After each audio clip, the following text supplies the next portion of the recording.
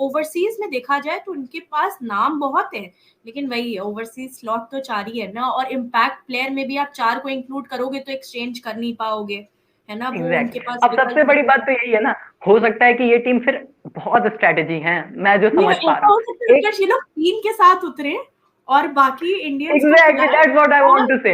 एक ये और बहुत क्लियर स्ट्रेटेजी, कंटिन्यू देखिएगा आप साथ। ये करेंगे, मैं गारंटी दे रहा हूँ, आप हाँ इसे रिकॉर्ड करके शूट करके रखिए। ये क्या करेंगे, किसी किसी मैच में 3 हाँ, ओवरसीज सिर्फ खिलाएंगे, और खिलाएंगे ही नहीं एक, चौथा ओवरसीज। हाँ, और एक और हॉर्सेस उसके पे बाद हॉर्सेस अब होते हैं पूरा अब आखिरी में। लाइक टू लाइक लाया हाँ करेंगे, just about the conditions based. अगर इनको लगता है कि यार ओके खिला तो लिया यार, पर स्पिनर का मजा नहीं आ रहा, तो ये बोलेंगे कि ओके प्रिटोरियस को ला दो, 4 ओवर डला देते हैं। अगर इन्हें लगा कि नहीं यार, एक तो यहाँ तो हाँ एक स्पिन ऑप्शन और चाहिए, एक और लेफ्ट आर्म ऑफ स्पिनर मिल जाए, तो फिर बोलेंगे मिचेल सैंटनर को ला दो, 4 ओवर उनसे डला के हटा देते हैं उन्हें।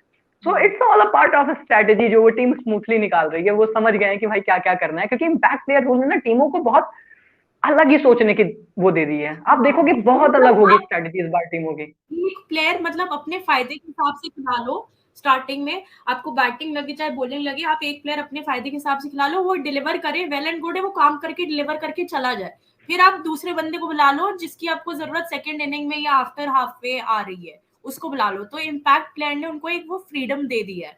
लेकिन इम्पैक्ट प्लेयर से उत्कर्ष नाम तो यहाँ पे ऑफ कोर्स इम्पैक्ट प्लेयर पे बते रहे हैं सीएसके के पास, लेकिन कौन सा एक प्लेयर लगता है आपको हाल ही में जो जिसका नाम इस्तेमाल हो सकता है as an impact player CSK के लिए?